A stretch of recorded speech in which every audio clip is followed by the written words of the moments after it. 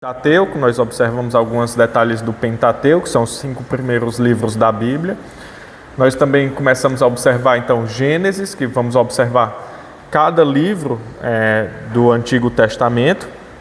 E desses livros a gente observando com calma alguns detalhes mais teológicos e doutrinários que nos chamam mais a atenção. Então, por exemplo, em Gênesis nós iniciamos e aí demos uma parada sobre... Foi? Demos uma parada no livro de Gênesis para observarmos a questão somos feitos imagem e semelhança de Deus. Então, são temas importantes que nós vamos parar para observar.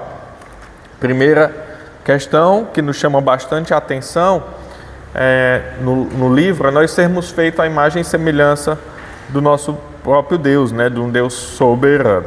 Aí nós demos início a esse e vamos terminar.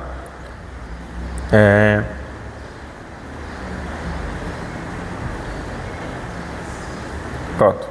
Nós observamos até aqui, já faz uma semana passada foi o Dia das Mães, então, só para dar uma revisada, Deus ele faz toda a criação e o homem como coroa da criação, como a cereja do bolo, é o fim de tudo. Por quê? A forma correta de nós pensarmos, resumidamente, é que Deus preparou todo o mundo, tudo que era necessário para receber o homem. Ele prepara a terra, ele prepara o alimento, que são os vegetais, toda folha, ele prepara os animais para o homem cuidar, e então ele coloca o homem no jardim do Éden. Então, um jardim que ele fica nesse local chamado Éden, Aí ele dá ali a localidade e coloca o homem lá para fazer aquilo que o Senhor ordena. E o que é que o Senhor ordena? Que ele seja fecundo, que ele se multiplique, que ele cuide, que ele domine sobre a natureza. Isso é um mandato cultural que Deus dá ao homem, é um mandato primeiro. E Deus proíbe o homem de fazer algo, que é comer da árvore do conhecimento do bem e do mal. Nós observamos que dentro desse mandato, disso que Deus fala com o homem, há a bênção que ele dá ao homem: sede fecundos, multiplicai-vos, enchei a terra, sujeitai e dominai. Então Deus abençoa o homem com essa tarefa. Deus ele dá a providência a todos os seres, ele dá o alimento de tudo, você pode comer de tudo livremente, Só não pode fazer uma coisa, que é comer da árvore do conhecimento do bem e do mal. Então Deus providencia tudo para toda a sua criação.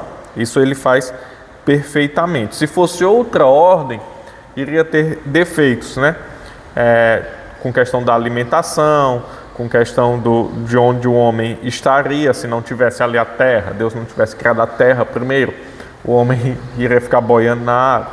Se ele não tivesse feito ali o alimento primeiro, ele ia ter feito o homem. Então, já na criação, nós observamos essa perfeição e a providência de Deus. Então, vamos observar alguns textos neste momento. Olha como... Vamos abrir em Gênesis 31. Gênesis 1, 31.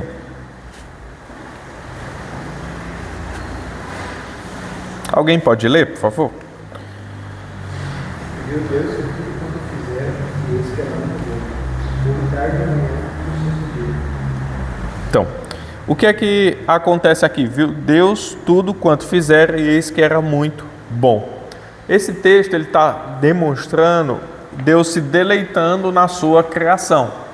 Deus está apreciando tudo que ele fez e viu que era muito bom. E aí isso nos chama a atenção para duas coisas. Nos chama a reflexão, a nós refletirmos sobre a criação de Deus. Então veja, vamos ler lá no Salmo 119, 59. Salmo 119.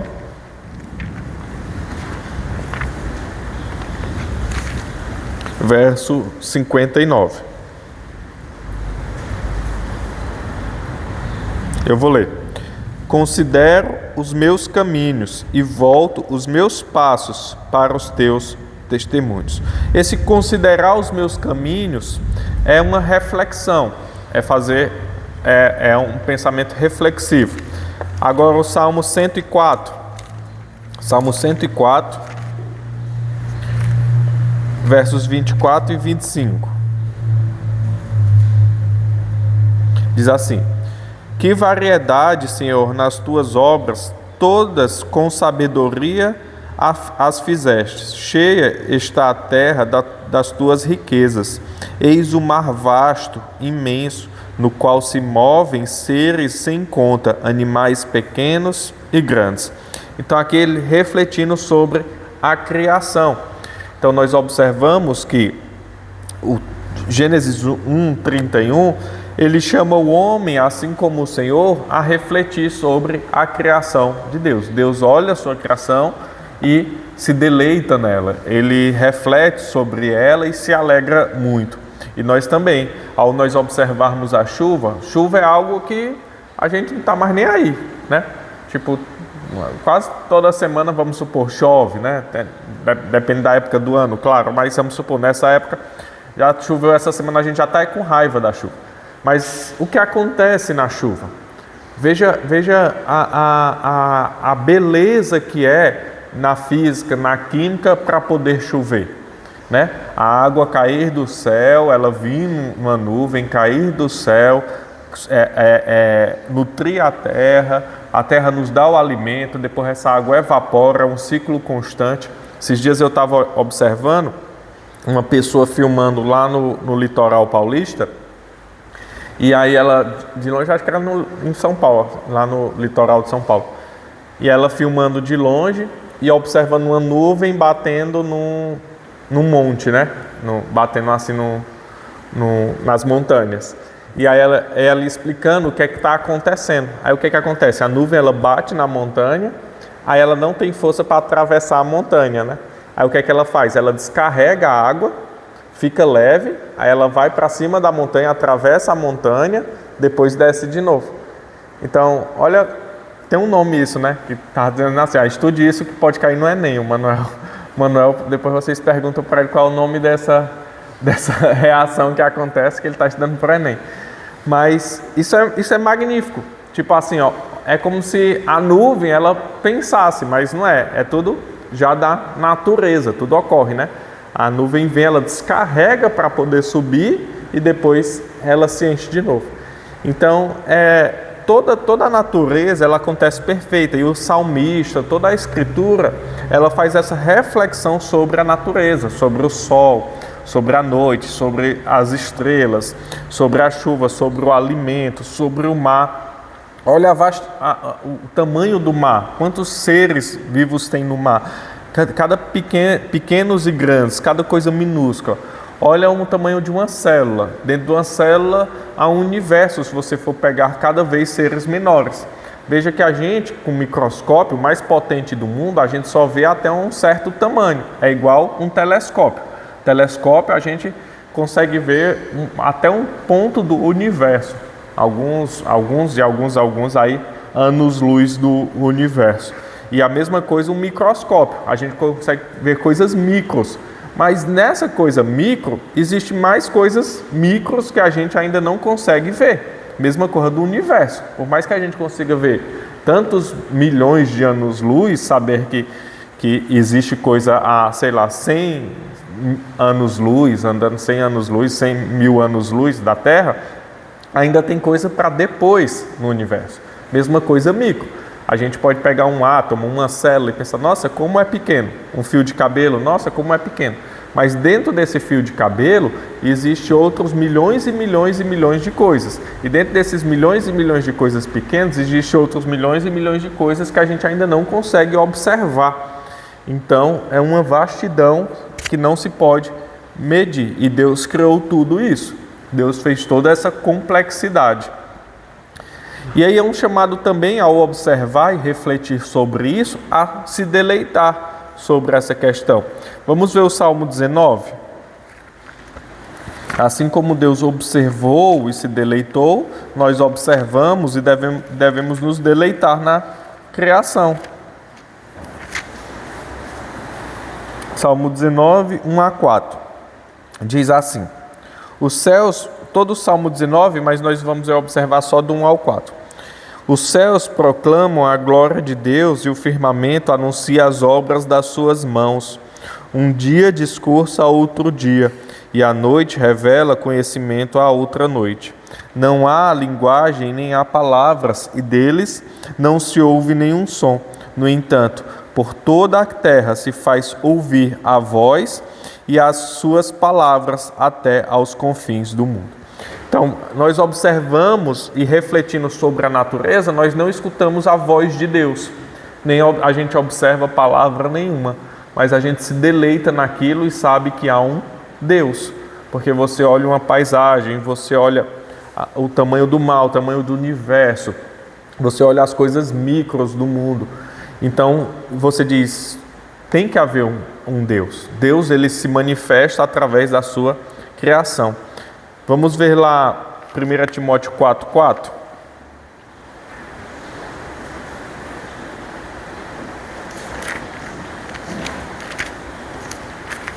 Diz assim: pois tudo que Deus criou é bom e recebido com ações de graças, nada é recusável. Tudo que Deus cria é bom, você tem que se deleitar na criação. Tudo que Deus fez é bom, a gente é que torna aquilo mal, o homem que faz as coisas ficarem más, né? Mas tudo que Deus fez é algo bom. E aí também nós temos um mandamento. Vamos abrir lá em Gênesis 1:31. Olha como um verso da Escritura, ele pode demonstrar várias coisas e às vezes a gente passa assim despercebidos, né? Somente em Gênesis 1:31 nós temos um chamado à reflexão, um chamado a deleite e um chamado a obedecer o Senhor. Já dá uma pregação. Então, viu Deus tudo quanto fizera, e eis que era muito bom. Houve tarde e manhã o sexto dia. Então veja, e qual é o mandamento? Se abrirmos lá em Êxodo 16, 25 a 30, Êxodo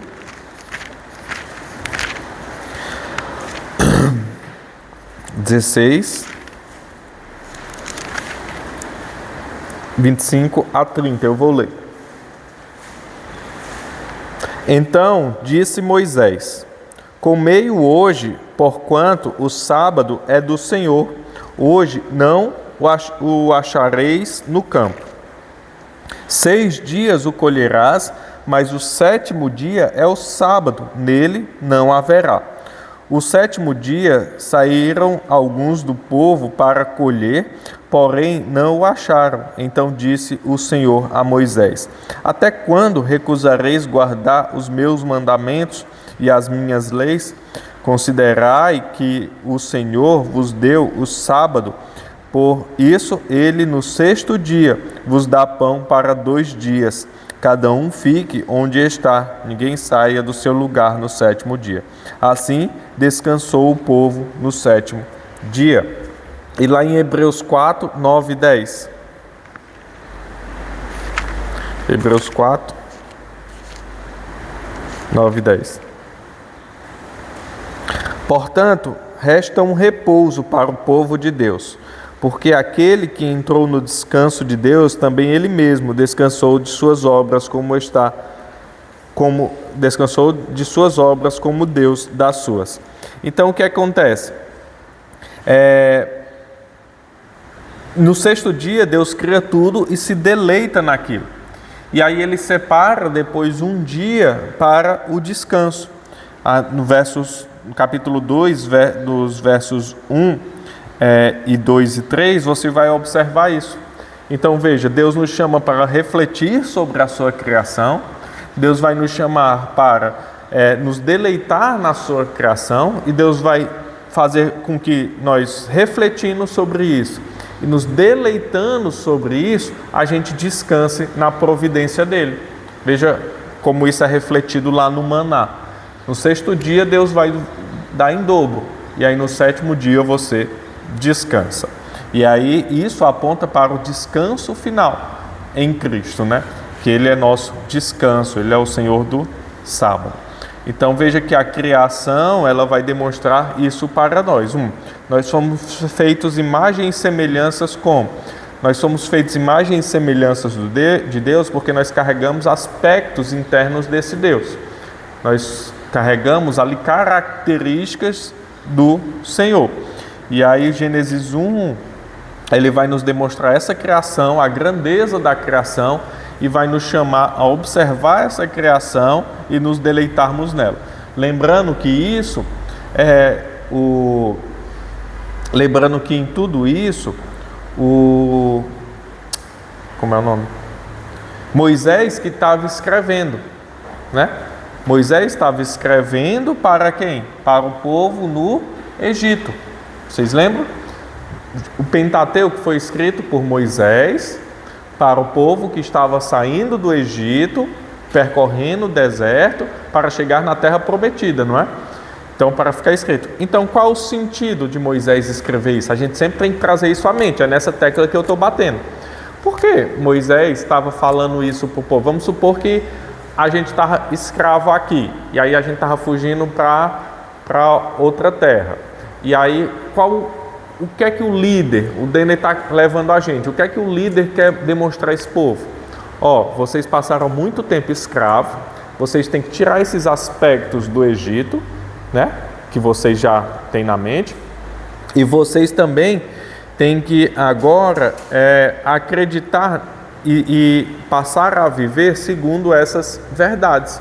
Então, Moisés, no capítulo 1, ele vai demonstrar que não foi um acaso que criou o mundo, não foi um Deus mau, foi o próprio Deus quem criou tudo. O Deus, ele agiu ativamente na sua criação, então você não é um escravo, você é uma criatura que Deus quis te fazer, você não é a criação do acaso. Você é a imagem e semelhança do próprio Deus e não animais. Deus não é feito imagem e semelhança de animais, mas ele é feito imagem e semelhança, mas você é feito imagem e semelhança de Deus. Então isso há um caráter de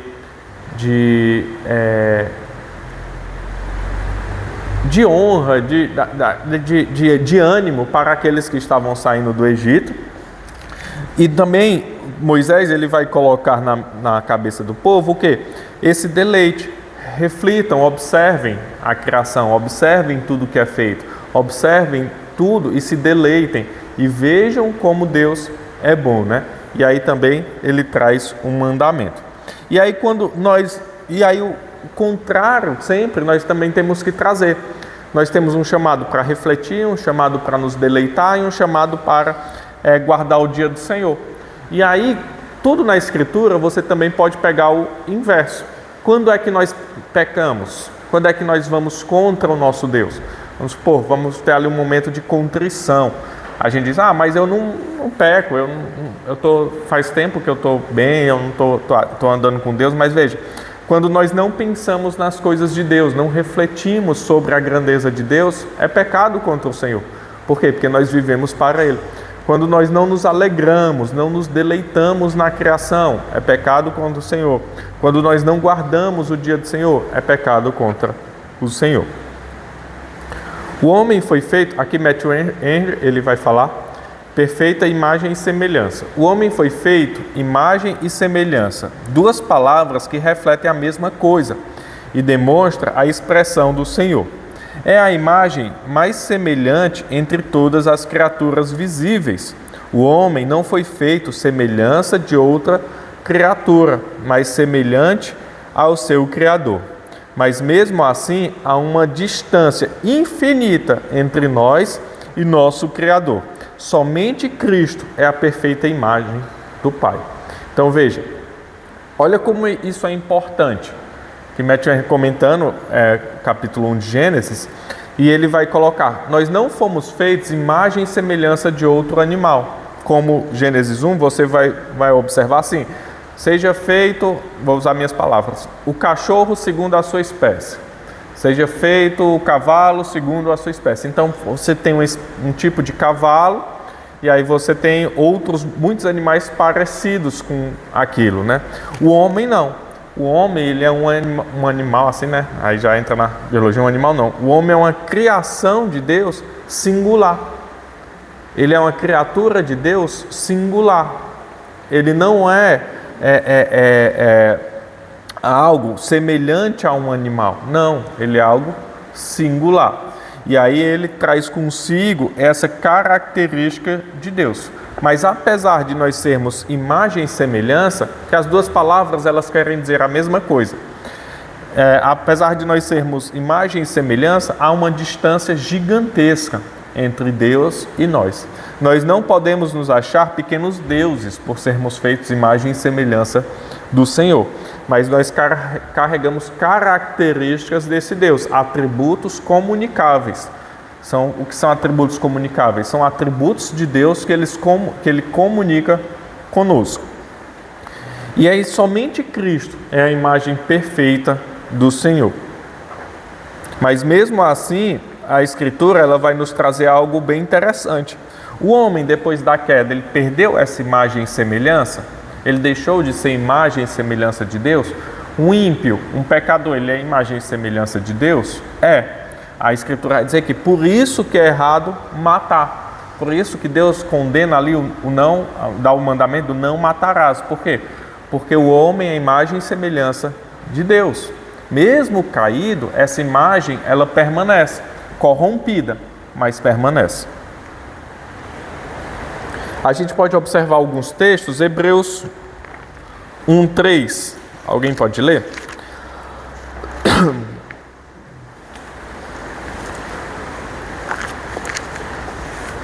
Hebreus 1.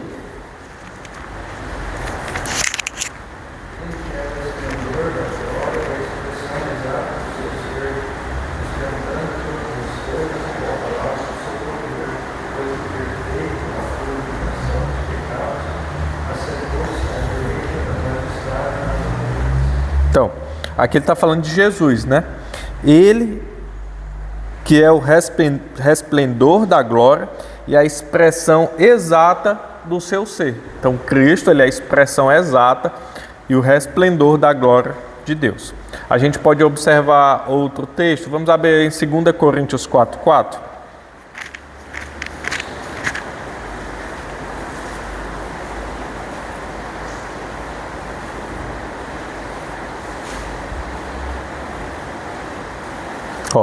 Vou ler. 2 Coríntios 4:4. Nos quais o Deus deste século cegou o entendimento dos incrédulos, para que lhes não resplandeça a luz do evangelho da glória de Cristo, o qual é a imagem de Deus. Cristo é a imagem de Deus. Aqui no sentido de imagem perfeita.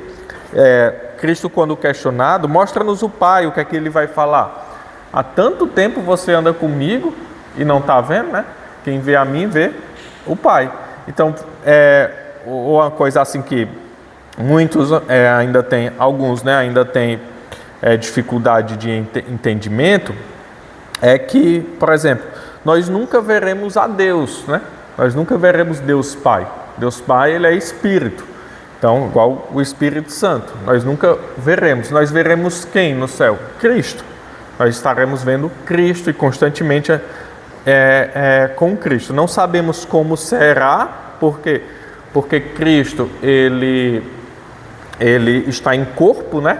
Ele ressuscitou em corpo, não sabemos como isso se dará na nova terra e nem quando ele retornar, porque toda a terra verá. Mas como toda a terra verá, se ele está em um corpo físico, né? Então, se ele descer aqui em Itaporanga, como é que o povo do Japão vai ver ele, né? Então, isso é algo que ainda é um mistério para nós, né? Não tem como a gente saber, né? E a mesma coisa na nova terra. Nova terra, a terra passará por uma limpeza, né? Assim, usando meus termos, né? Depois a gente pode estudar, se der tempo, ainda esse ano, estudar essa parte da escatologia, mas passará por uma limpeza, então, nova terra. E aí, nessa nova terra, Cristo ele estará em corpo físico, né? Então, onde ele estará e como nós falaremos com ele, né? Será possível? nós teremos toda a eternidade, mas qual o tamanho da fila, né? Para nós falarmos com Cristo, ou ele vai estar ainda assim, sua onipresença, como será, né? Se ele está em corpo físico. Então essas são questões que a Bíblia ainda deixa em uma interrogação, que nós saberemos só na glória. Se ele ressuscitou em corpo, ele é plenamente homem, plenamente Deus, mas ele não perde seus atributos, ele é o próprio Deus, onisciência, onipresença, mas como ele está, né? Ele pode estar em dois lugares ao mesmo tempo. A gente sabe que ele pode atravessar paredes, que nos evangelhos demonstram. Depois que ele volta, né? Ele mostra que ele está em carne, mostra a ferida, pegam, ele come, mas ele atravessa também paredes. Os discípulos estão trancados num lugar e ele entra sem fazer esforço, né? Então, como será tudo isso, né? São questões que nos chamam a atenção. Vamos abrir lá outros textos que demonstram essas verdades. Vamos abrir em João 14, 9.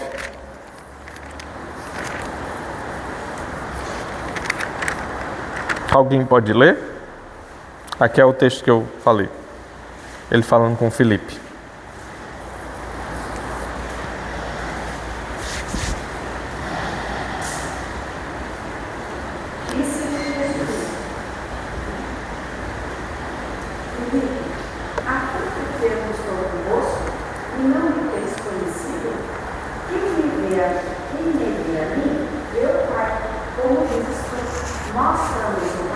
Então, é a mesma coisa quando nós estivermos na nova terra ou no céu, né?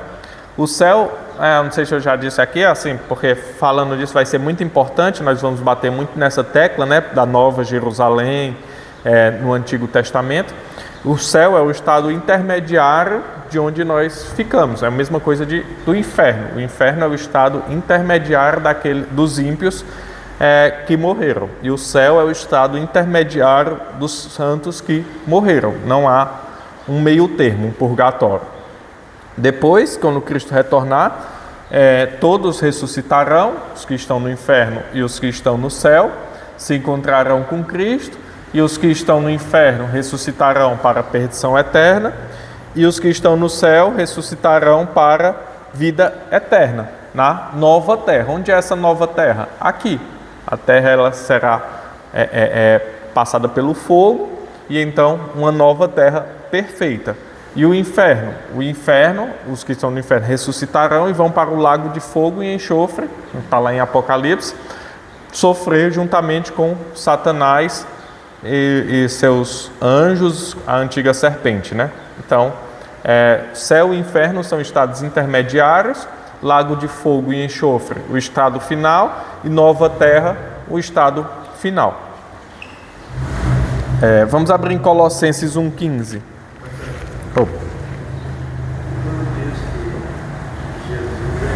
Aonde?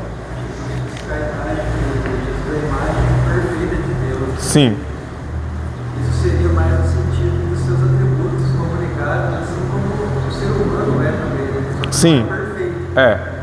Isso seria a imagem perfeita de Deus nos atributos comunicados. Isso. Não em imagem, não em corpo, né? Porque Deus é espírito. Quando Jesus está falando aqui, quem vê a mim vê o Pai, ele não está falando que Deus Pai tem o mesmo rosto de Jesus. Não é isso. Eu quero ver Deus. E aí a gente cria uma imagem. Não, aí já é pecado. Nossos símbolos de fé vão falar que até nós, nesse momento, você está criando uma imagem de Deus na cabeça. Você está pecando, entendeu? Então isso é pecado. Não criar imagem. Imagem até em pensamento é pecado. Nossos símbolos de fé diz. Então, por exemplo, quando Deus diz assim, eu sou a imagem perfeita, Filipe, quem vê a mim vê o Pai, mostra-nos o Pai, ele está falando do seu ser, né? De quem ele é, da sua bondade, do seu amor, da sua misericórdia, de quem Jesus é, na sua plenitude, nos seus atributos, entendeu? Ele não está falando que Deus é um espírito com o mesmo rosto de Cristo, entendeu? Deus é um espírito, não, Deus é espírito, o espírito não tem forma. Então, ele está falando, isso aí que o Denê falou é importante, ele está falando do seu ser, né? Assim como nós fomos feitos imagem e semelhança de Deus, o quê? nos seus atributos, não perfeitos, como Cristo é, mas nós somos feitos imagem e semelhança ali nos seus atributos, naquilo que reflete Deus em nós. Então, quando nós estamos num local, nós somos ali embaixadores de Cristo, estamos representando Cristo, em quem Ele é, nos seus atributos, nas suas verdades, no seu reino. Então, isso é muito importante nós entendermos também. Vamos abrir então Colossenses 1:15.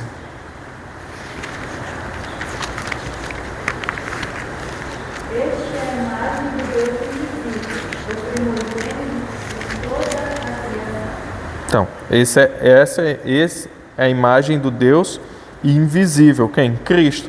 Cristo é a imagem de Deus invisível. Quando nós olhamos para Cristo, nós estamos olhando para Deus, né? Cristo, ele revela Deus Pai. Em tudo que ele é. Quando Cristo ele age com misericórdia, o que é que ele está demonstrando? Que nós temos um Deus misericordioso. Quando Cristo ele demonstra ali carinho, o que é que nós temos amor, o que é que nós temos demonstrado?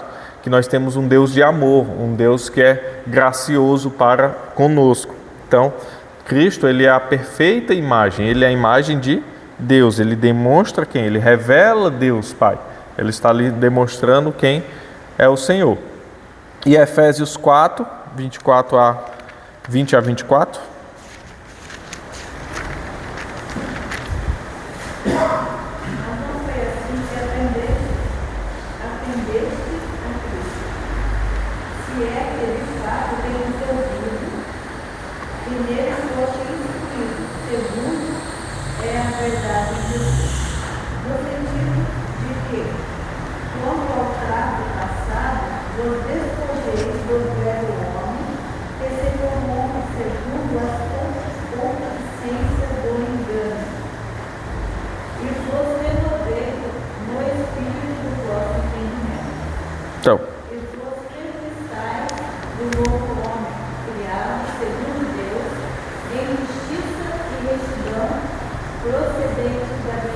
Então, a gente vai aqui chamando a se despir do velho homem e nos revestir de um novo homem. É o que é isso?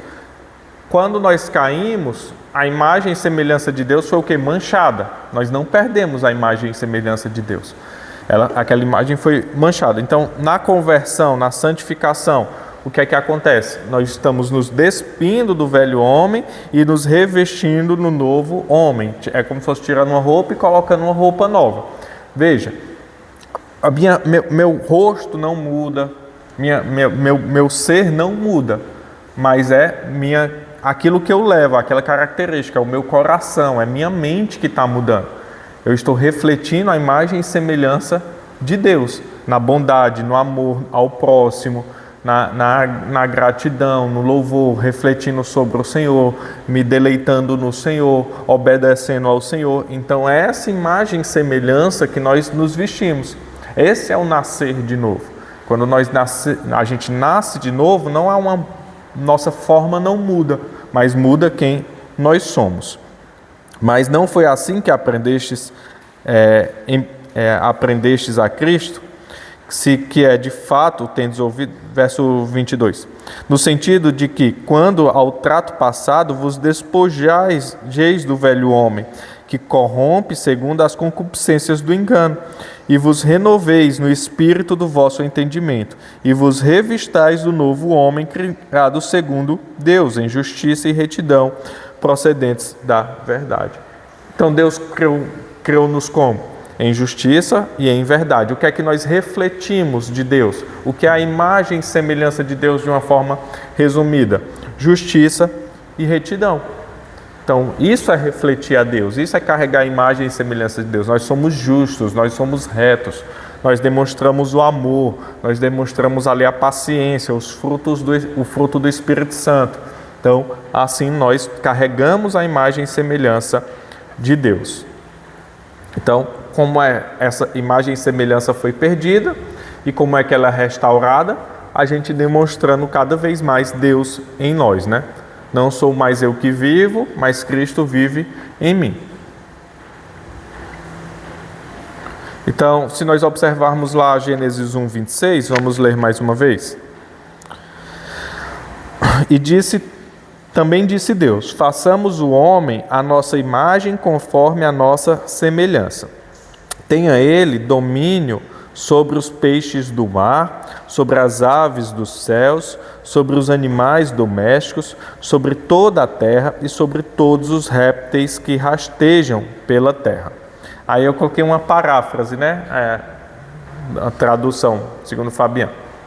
Façamos o homem à nossa imagem para ser nosso representante pactual na terra e conforme a nossa semelhança, para refletir nosso caráter, manifestar nossa glória em toda a terra e exercer domínio piedoso sobre a criação, vivendo debaixo da nossa autoridade. Então veja, é isso que Deus está falando de certa forma aqui em Gênesis 1, 26. Vamos fazer o homem à nossa imagem para ser nosso representante na terra.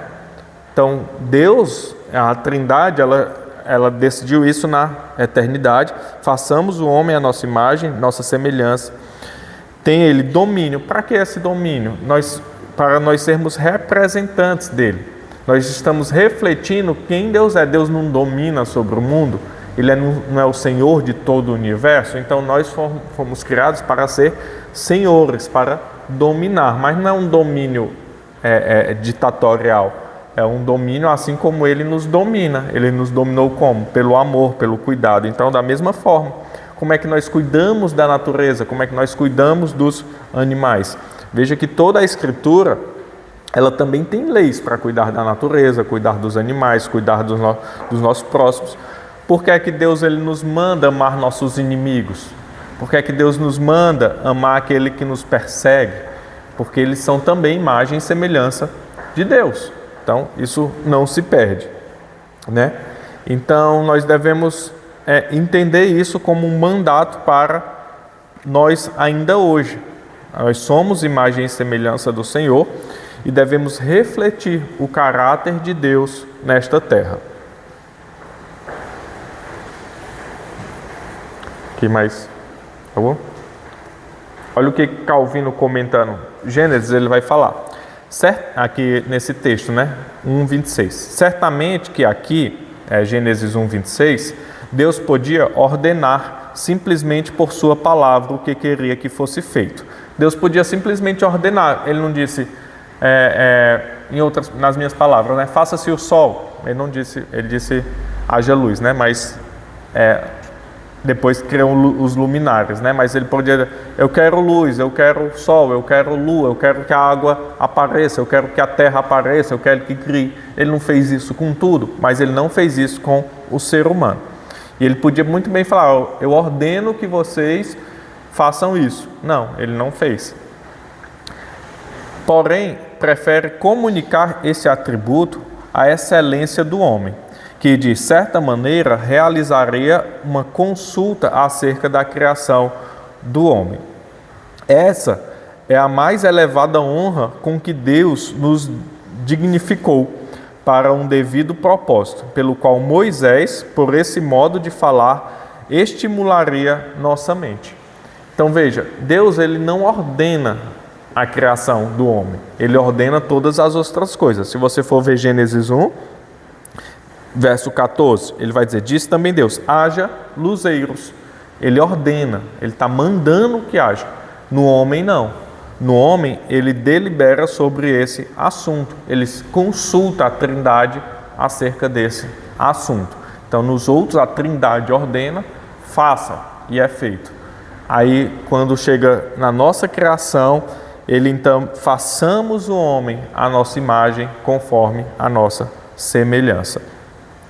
Propósito pelo qual Moisés, por esse modo de falar, estimularia nossa mente. Então veja, é uma honra que nós temos. O próprio Deus, Criador do universo, Criador de todas as coisas, Ele delibera sobre a nossa criação. E Ele faz isso de forma pessoal. Ele age no homem para que o homem seja criado.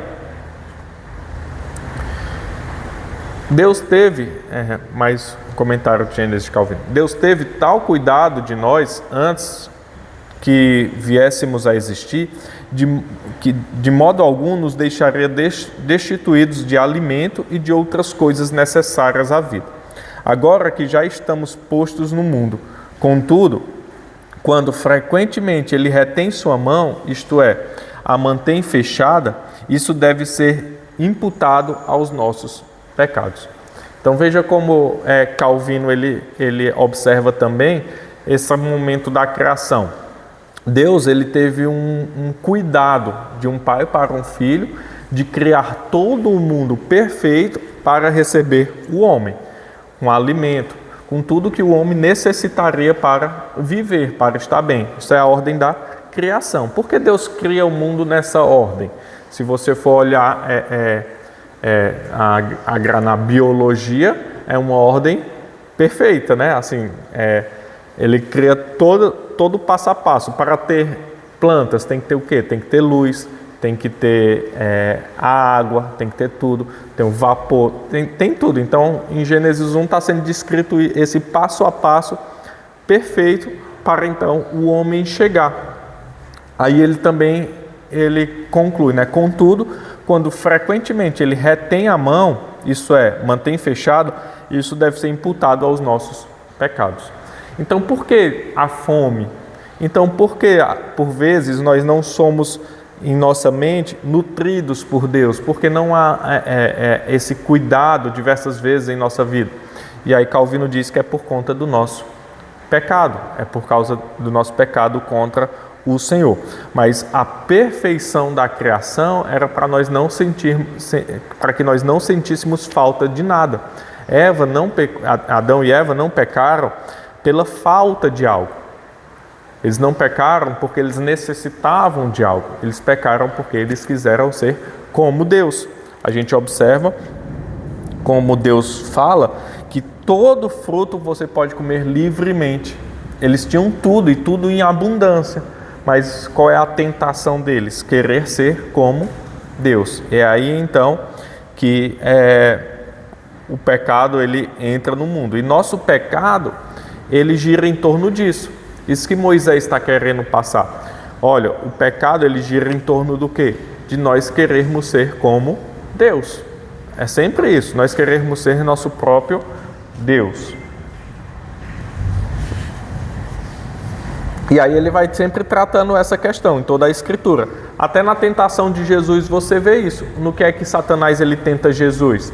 Em Jesus querer ser seu próprio Deus, tomar conta da sua própria vida, né? É sempre essas questões. Alguma dúvida ou contribuição nisso? Vamos voltar para... Então aqui a gente observa um pouco dessa questão de imagem e semelhança.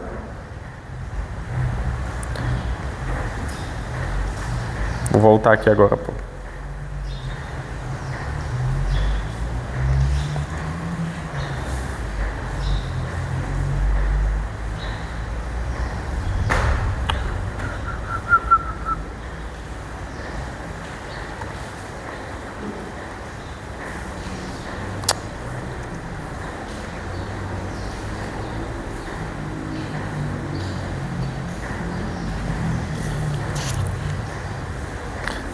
Nas quartas-feiras, eu estou dando o panorama do Novo Testamento e domingo do Antigo.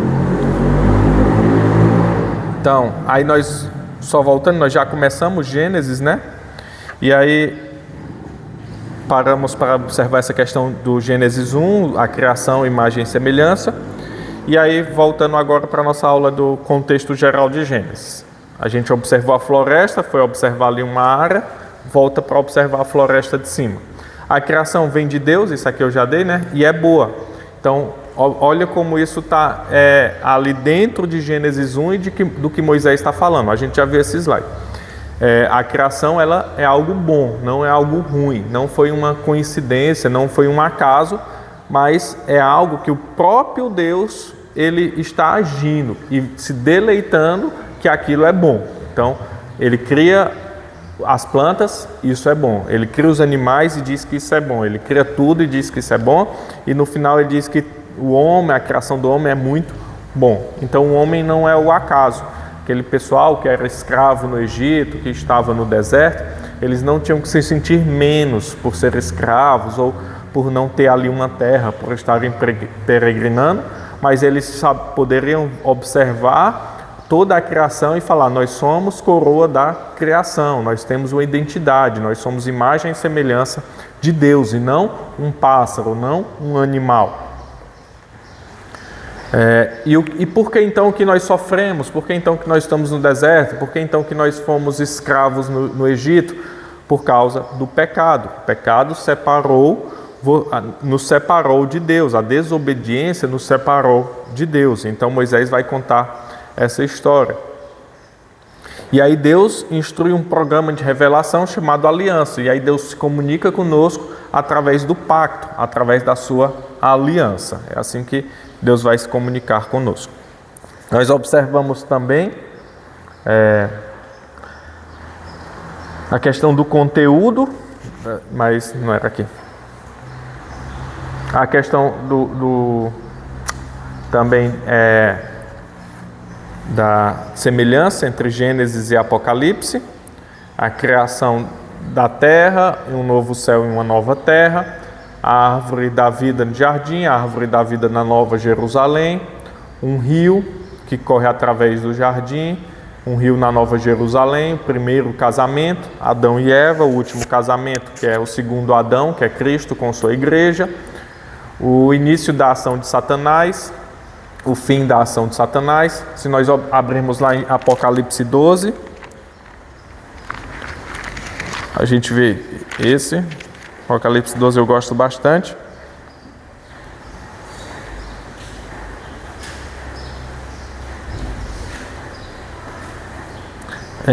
Apocalipse 12, 9. Alguém pode ler?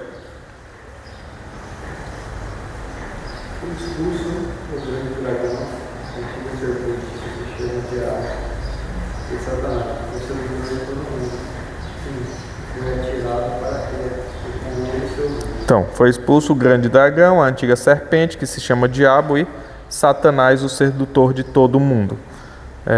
A antiga serpente. Então, é essa que estava lá, aquele se referindo com a antiga serpente, a que estava no Éden. Então, lá ela tenta, aqui morre, né? O início da ação de Satanás e o fim da ação. A entrada da morte, a destruição da morte, não haverá mais choro, porque a morte ela foi vencida. O homem, em Gênesis, perde os privilégios por causa do pecado. E em Apocalipse, o homem volta a ter privilégios. Em Gênesis, é o começo do sofrimento, da dor e morte. E em Apocalipse, é o fim do sofrimento, da dor e da morte, né? Não haverá mais lágrimas, Deus enxugará dos olhos todas as lágrimas. Em Gênesis, tem o primeiro assassinato. E em Apocalipse não haverá mais morte, não haverá mais assassinato, não haverá mais noite. Noite, quando diz em Apocalipse, é porque o mal acontece à noite, né? Os ladrões, tudo sempre traz esse contexto. Então não haverá mais noite, não haverá mais assassinato, não haverá mais roubo, não haverá mais morte. Em Gênesis demonstrou a origem da Babilônia e a Babilônia é destruída em Apocalipse. Se nós observarmos lá agora, voltando lá para Gênesis,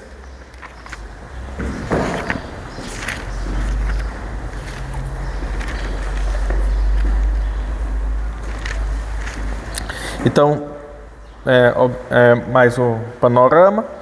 Então, observamos Gênesis 1, no 2 e 3 vai demonstrar a queda do homem.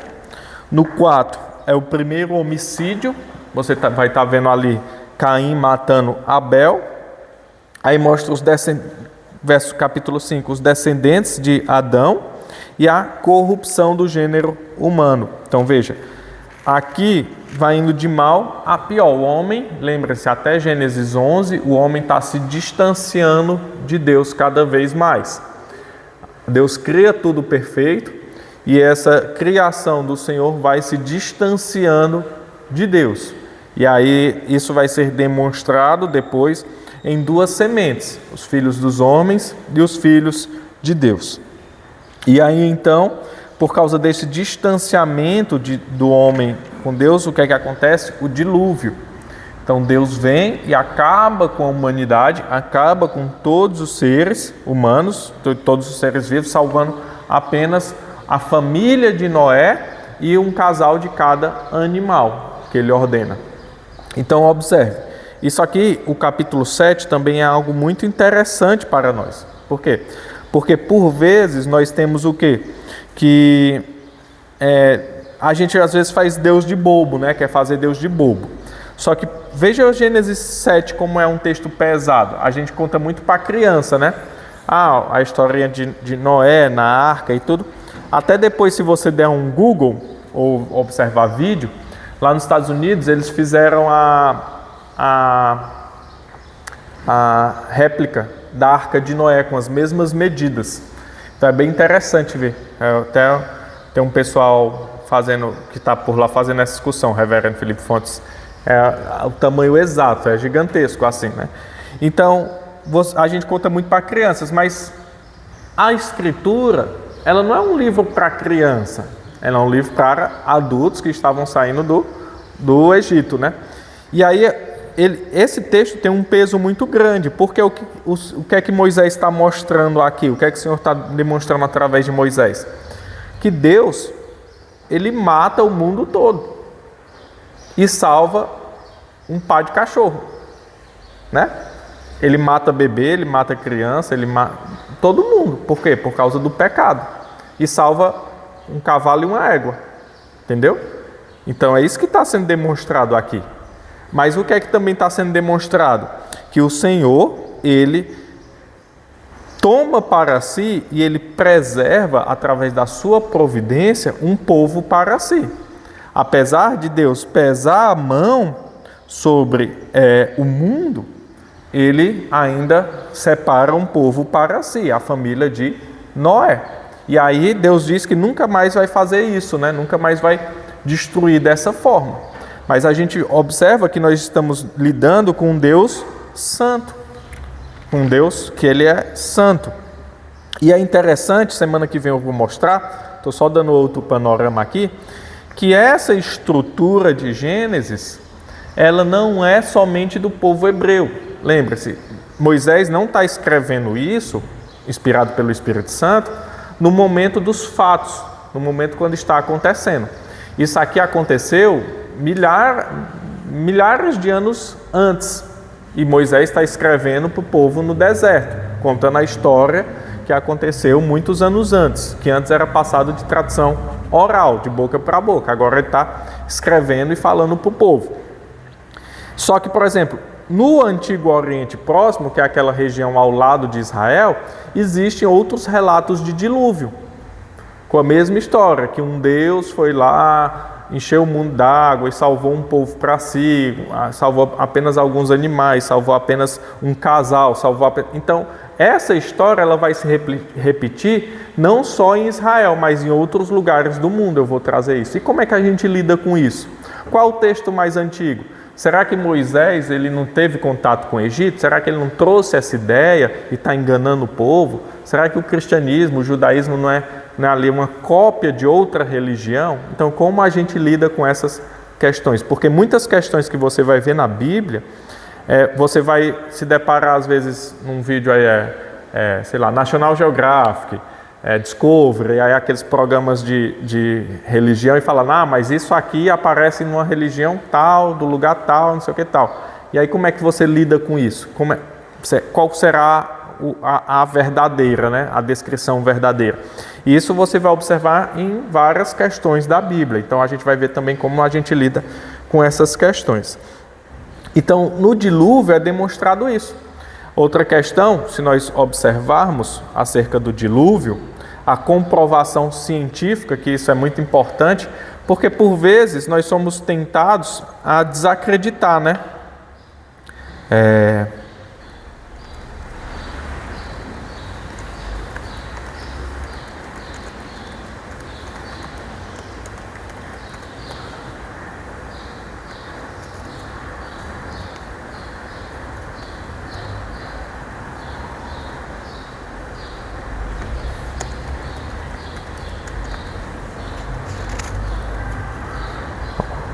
Só estou procurando aqui um negócio para mostrar para vocês. Aqui.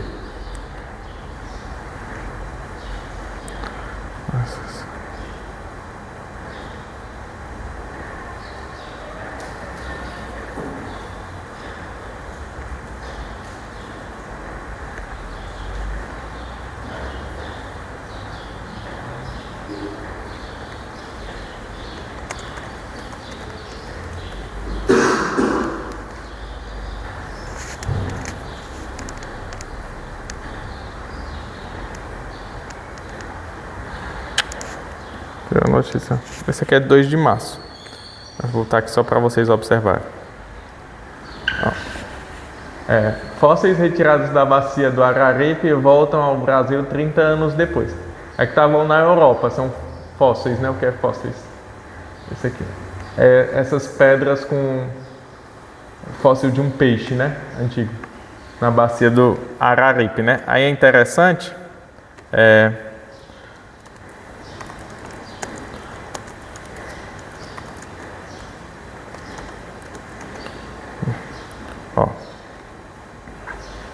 Onde é que esses fósseis... E aí alguns são encontrados de animais marítimos, né? E aí eles estavam na Europa e agora retornaram. Depois você der um Google, você vai achar como é interessante. A Chapada do Araripe apresenta uma altitude média que varia de 757 metros e 1.000 metros, atingindo a altura máxima de 1.004 metros. Então, é a chapada que tem lá no sul do Ceará, né? Na região do Cariri. E ela pega ali uma parte do Nordeste. E ela atinge 1.000 metros acima do nível do mar. E lá são encontrados fósseis de animais marinhos.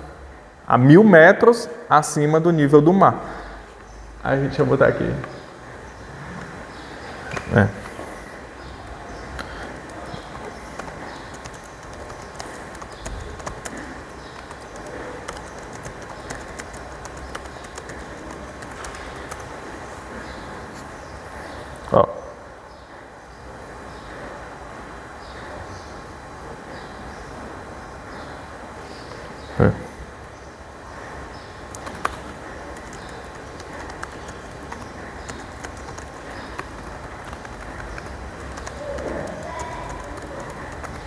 Vou ver aqui. Pronto. É isso aqui. 1.000 metros dá um apartamento, acho que não existe, né? De 250 andares. Então você imagina um apartamento, a gente vê aqueles apartamentos de 30, 40 andares. Você imagina um apartamento de 250 andares, são 1.000 metros. Então, em 1.000 metros foi encontrado um fóssil marítimo, né? Então, como isso acontece, né? Uma escavação. Então, na ciência também é observado que o mundo já foi coberto por água, né? Isso não é dúvida para a ciência, que o mundo todo já foi em algum momento coberto pelo mar. O mundo todo já foi mar, em algum momento essas águas baixaram. Isso coincide com o quê? Com Gênesis 1, que a gente observou. Isso tudo eu vou trazer depois, mais com imagens para a gente. Gênesis 1, quando diz que tinham só água, disse Deus. Gênesis 1, 6. Vamos observar.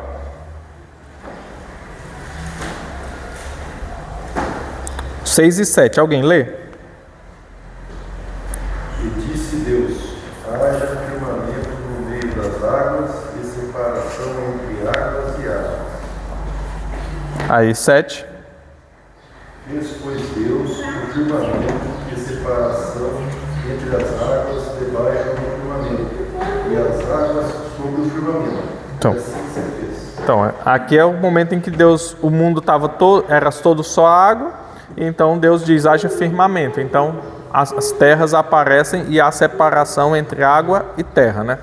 E também o relato do dilúvio, em que chove e toda a terra fica coberta por água. Então você observa que a própria escritura, mesmo sendo escrita, nós temos ali o Pentateuco de 5, 6 mil anos atrás, Moisés já tinha uma noção de que toda a terra, assim como outros povos, já tinham uma noção que toda a terra foi repleta de água. Mas como eles sabiam disso, se eles não tinham a ciência que nós temos hoje? Hoje nós sabemos por quê? Por causa de escavação, geologia, por causa ali dos achados. Mas como é que 6.000 anos atrás o povo sabia que toda a terra tinha sido coberta por água, se não por uma revelação divina, né? Então, isso é algo que nos chama a atenção. Vamos encerrar? Alguma contribuição?